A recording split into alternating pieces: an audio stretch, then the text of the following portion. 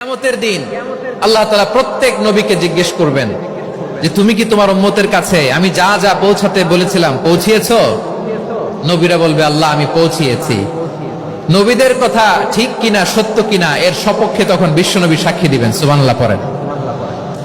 এজন্য রব্বুল আলামিন বলেন ফাকাইফা ইযা জিনা মিন কুল্লি উম্মাতিন বিশাহীদিন ওয়া জিনা বিকা আলা হাউলাই শাহীদা।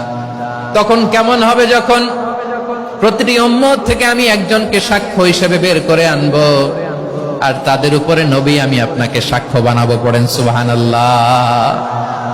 তাহলে সব উম্মতের ব্যাপারে সেই উম্মতের নবীরা সাক্ষ্য দিবে আর ওই নবীদের উপরে আমাদের নবী বিশ্বনবী সাক্ষ্য দিবেন। সুবহানাল্লাহ পড়েন। এজন্য বিশ্বনবী হচ্ছেন শাহিদ। শাহিদের আরেকটা ব্যাখ্যা হচ্ছে বিশ্বনবী সাল্লাল্লাহু আলাইহি ওয়াসাল্লাম আমাদের সাক্ষীর উপরে তিনি সাক্ষী দিবেন। তিনি নবীদেরও সাক্ষী আবার আমাদের উপর উম্মতের উপরও সাক্ষী। সুবহানাল্লাহ পড়েন। রব্বুল আলামিন বলেন وَكَذَلِكَ جَعَلْنَاكُمْ أُمَّةً وَسَطًا لِتَكُونُوا شُهَدَاءَ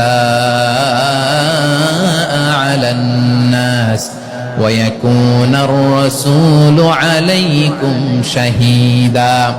আর অনুরূপভাবে আমি তোমাদেরকে মধ্যমপন্থী উম্মত হিসেবে তৈরি করেছি, প্রেরণ করেছি। ব্যালেন্সড উম্মাহ, মধ্যমপন্থী উম্মাহ হিসেবে প্রেরণ করেছি যাতে করে তোমরা সবার উপরে সাক্ষ্য দিতে পারো আর যাতে তোমাদের নবী হতে পারে তোমাদের উপরে সাক্ষ্যদাতা। পড়েন সুবহানাল্লাহ। আমরা হচ্ছি ব্যালেন্সড উম্মাহ, আমরা সবার ব্যাপারে সাক্ষ্য দিব আর আমাদের উপর সাক্ষ্য দিবে স্বয়ং বিশ্বনবী। সুবহানাল্লাহ পড়েন। তাহলে আমাদের নবী নবীদের উপরও সাক্ষী, আমাদের উপরও সাক্ষী। কিয়ামতের দিন আল্লাহ তাআলা প্রত্যেক নবীকে জিজ্ঞেস করবেন যে তুমি কি তোমার উম্মতের কাছে আমি যা যা পৌঁছাতে বলেছিলাম